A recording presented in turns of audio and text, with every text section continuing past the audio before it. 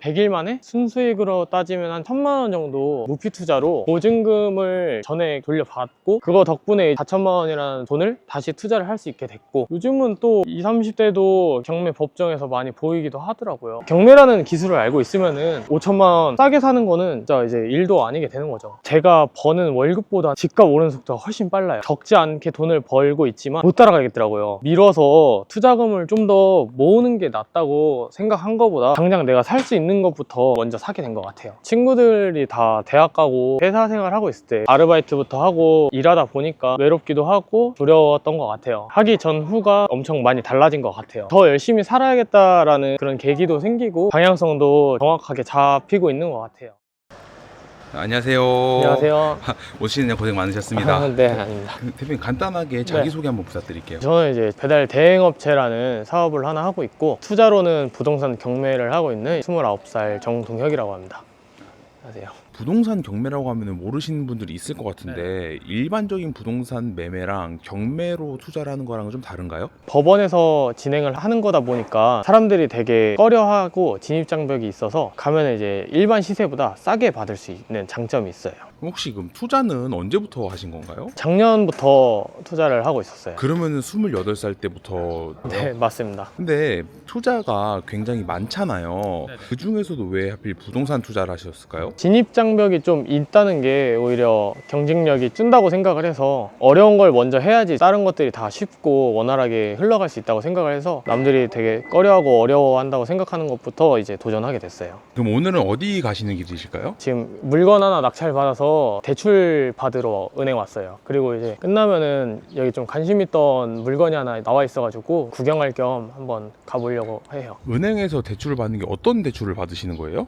이게 경락대출이라고 보통 사람들은 잘 모르실 수도 있는데, 경매 낙찰을 받으면은 일반 한도보다 높게 나오는 대출이 따로 있어요. 경락대출에 대해서 잘 모르시는 분들이 있을 것 같은데 한 번만 더 설명해 주실 수 있을까요? 일반 매매로 대출을 받으면은 LTV나 DSR 때문에 원래 매매가보다 조그만 한도가 나오거든요. 근데 이제 경락대출은 낙찰가의 80%, 많게는 90%까지 대출이 나와가지고 투자금이 최소한 해서 이제 아파트를 구매할 수 있게 돼요. 일반 아파트를 샀을 때 아파트 담보 대출이랑 비슷한 개념일까요?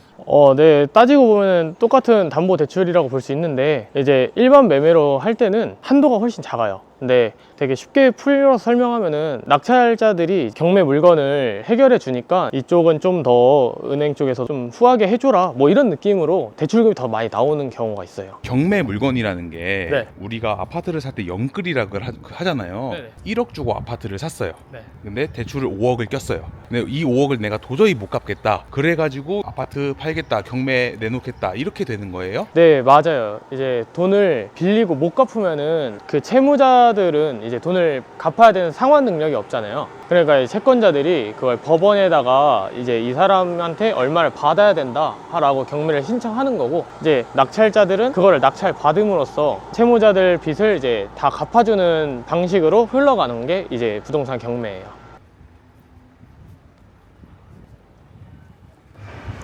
방금 은행에서 어떤 업무 보신 거예요? 저 요번에 하나 물건 받아서 경락대출 받으러 서류 작성하고 왔어요.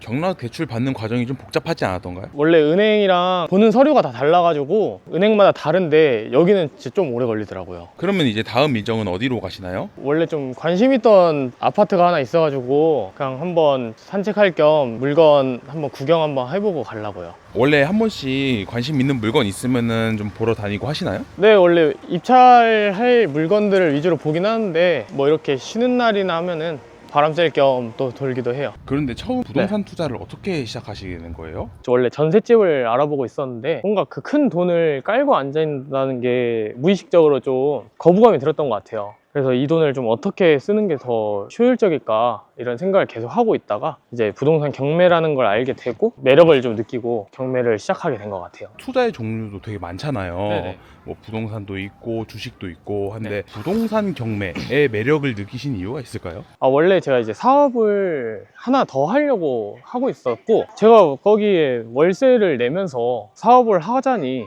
그 월세가 더 나가는 것 같고, 다른 주식이나 코인 같은 투자도 결국에 돌고 돌면은 부동산 쪽으로 가는 것 같더라고요, 흐름이. 그럴 거면은 내가 살 수 있는 입지부터 사서 부동산을 배워보는 것도 하나의 방법이겠다, 뭐 이렇게 생각을 해서 경매를 시작한 것 같아요. 여기가 이제 한번 물건 보러 온 아파트 단지인데, 원래는 이제 저도 관심 있는 데를 가는데 이렇게 쉬는 날이랑 궁금했던 동네 있으면은 또 한 번씩 둘러보기도 해요. 보통 임장을 오시면은 입지를 보고 오시나요? 아니면은 그냥 돌아다니다가 느낌이 딱 꽂히면은 그냥 건물 바로 보러 오시는 건가요? 제가 관심 있는 물건은 조사를 하는데, 이렇게 일 있어서 보러 오는 경우에는 그냥 산책할 겸 좀 둘러보기도 하죠. 임장을 볼 때 좀 중요하게 보는 부분이 있다면 어떤 게 좀 있을까요?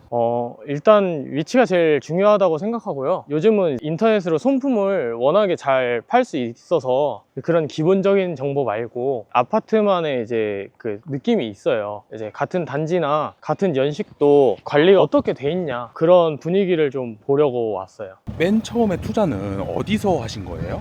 저는 이제 지방 쪽에서 투자를 시작했어요. 근데 왜 투자를 지방 쪽에서 진행을 하셨던 거예요?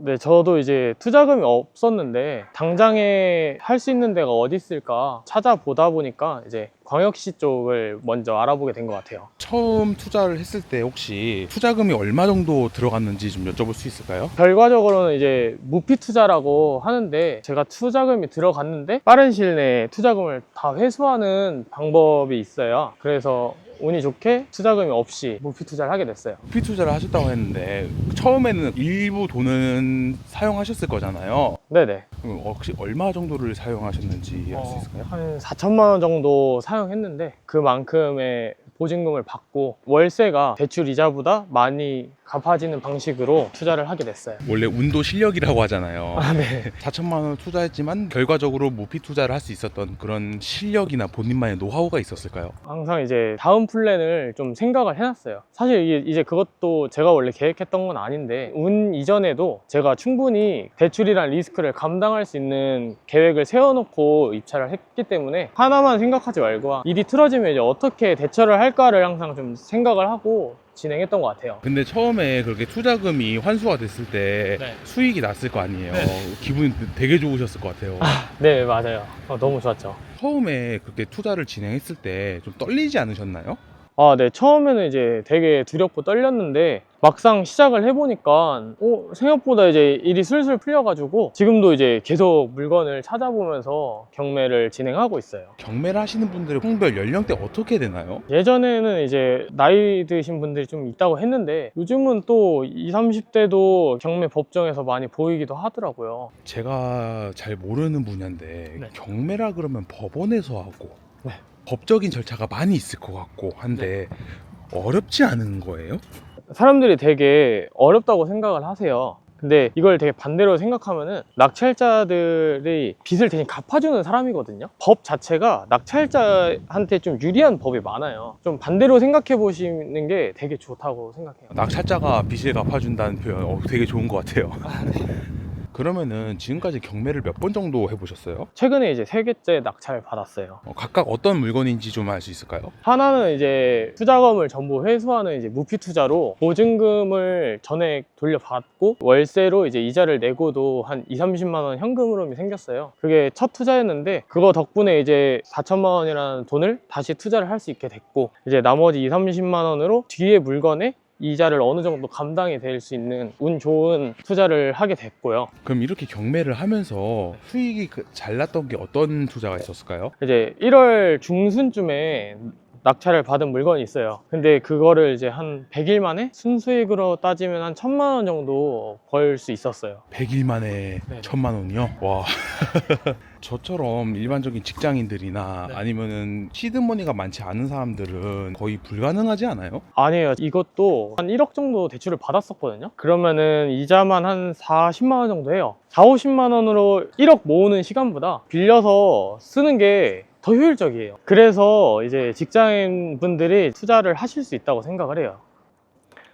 이제 임장을 갔다 오니까 많은 생각이 드네요. 어떻게 하면 이제 투자를 더 잘할 수 있을까? 어떻게 하면 좀 더 잘 먹고 살 수 있을까? 좀 이런 생각이 좀 드네요. 과거에 힘들었던 일이나 그런 게 좀 있으셨을까요? 사실 이제 친구들이 다 대학 가고 회사 생활 하고 있을 때 저는 이제 일찍부터 아르바이트부터 하고 일하다 보니까 그런 이제 불확실한 미래를 가지고 살다 보니 되게 외롭기도 하고 불확실성 때문에 항상 두려웠던 것 같아요. 그러시면은 성공에 대한 집착이나 살아남아야겠다는 그런 감정들이 많이 있었을 것 같아요. 네, 맞아요. 없진 않았던 것 같아요. 그러다 보니까 이제 친구랑 같이 사업도 하나 해보게 되고 이제 어떻게 살까 궁리하다 보니까 이제 부동산 경매라는 것도 하게 됐는데 하기 전후가 엄청 많이 달라진 것 같아요. 대표적으로 어떤 변화가 있었을까요? 막상 시작해보니까 더 열심히 살아야겠다라는 그런 계기도 생기고 예전에 생각했던 그런 불확실이 깨지면서 방향성도 좀 더 정확하게 잡히고 있는 것 같아요. 경매 물건이라는 게요, 법원에서 경매를 하잖아요. 네네. 평일에는 직장인들은 어떻게 해요? 원래도 이제 연차 내고 가셨는데 대부분 요즘 회사 다니시는 분들은 대리 입찰 제도로 입찰을 하죠. 그러면 처음에 경매를 하고 나서 네. 수익이 되기까지 과정이 어떻게 되나요?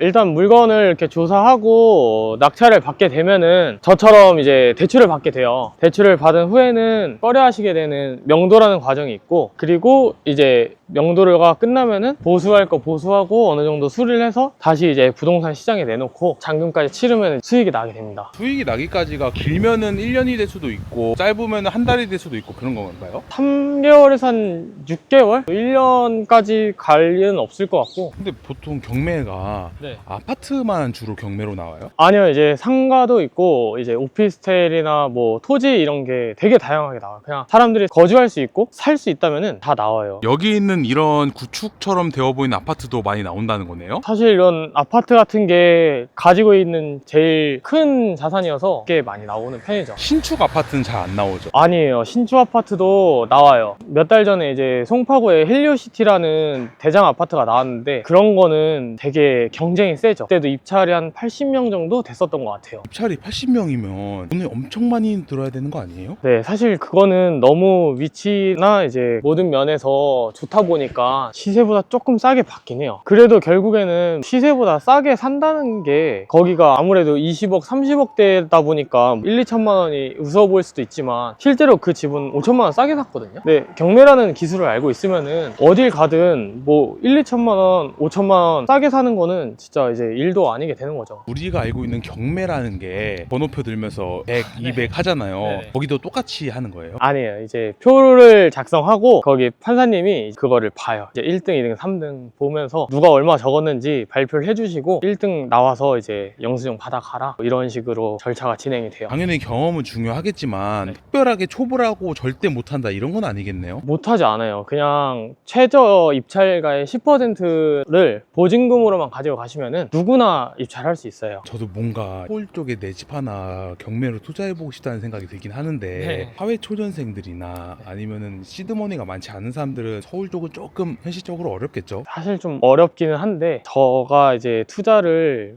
더 이상 미루지 않고 내가 살 수 있는 것부터 사게 된 이유가 제가 버는 월급보다 집값 오르는 속도가 훨씬 빨라요. 월급이 집값 오르는 속도를 따라갈 수가 없어요. 사실 저도 사업이라고 하고 좀 적지 않게 돈을 벌고 있지만 못 따라가겠더라고요. 그래가지고 미뤄서 투자금을 좀 더 모으는 게 낫다고 생각한 것보다 당장 내가 살 수 있는 것부터 자산을 하나씩이라도 더 늘려가야겠다는 생각이 훨씬 커져서 먼저 이제 제가 살 수 있는 걸 먼저 사게 된 것 같아요. 그러면은 내가 자본이 많지 않다라고 하는 사람들은 지방이나 수도권 쪽에서부터 먼저 시작을 하는 게 좋을까요? 네, 맞아요. 지방은 이제 경쟁률 같은 것도 되게 적어서 오히려 수도권보다 차익이 많이 나요. 네, 결국 투자라는 게 리스크 없는 투자가 없잖아요. 근데 차익이 많이 난다면은 그 리스크를 내가 감수할 수 있을 정도의 지역을 찾아서 하시면은 수익이 안 날 수가 없는 것 같아요. 근데 지방이 시세 차익이 많이 난다고 하셨는데 뭔가 지방이라 그러면은 사람들도 많이 빠져나가고 인구도 없어서 이게 거래량이 있나요? 그들도 이제 그들만의 상급지가 있어서 사실 모두가 다 이제 강남에서 살 수가 없잖아요. 지방에서도 똑같이 그분들도 이제 실제로 살고 싶어 한 지역이 다 있어가지고 그런 지역만 잘 찾아보셔서 이제 거래량만 보셔도 확실히 거래가 되고 있다는 게 이제 확인이 돼요. 될 거예요. 네이버 부동산 같은 플랫폼만 봐도 실제로 거래되는 걸 바로바로 확인할 수 있거든요. 지방에 내가 관심 있는 지역이나 궁금했던 지역들만 보셔도 이제 한 달에 몇 건씩 이제 거래되는 게 확인이 될 거예요. 오늘 촬영해보니까 어떠셨나요? 되게 떨렸는데 또 재밌기도 했었고, 제가 아까 말씀드렸던 것들이 이제 보시는 분들한테 많이 도움이 되셨으면 좋겠다고 생각을 해요. 이제 아파트 투자를 시작하려고 하시는 분들이 요즘 많잖아요. 혹시 그런 분들한테 말해줄 수 있는 포인트 좀 있을까요? 나홀로 아파트 같은 경우는 거래가 너무 안 돼서 좀 피해 주시는 게 좋고, 또 반대로 요즘 뭐 30년, 40년 이렇게 된 아파트들을 되게 꺼려 하시는데 오히려 그런 데에서 수익이 많이 나는 경우가 있어서 겉모습만 보고 판단하시지 않으셨으면 좋겠어요. 오래된 아파트가 수익도 많이 나는 경우가 있나요? 결국엔 이제 입지가 가장 중요한 거라서 노후 아파트들은 결국에 새 집이 되고 새 아파트들은 나중에 오히려 헌집이 되는 거라서 겉모습만 보지 말고 위치를 제대로 보시는 게 나을 것 같아요. 그러면 투자에서 진짜 중요한 거는 위치, 그리고 입지, 그 미래 가능성, 이거를 모두 고려해서 종합적으로 판단을 해야 하고,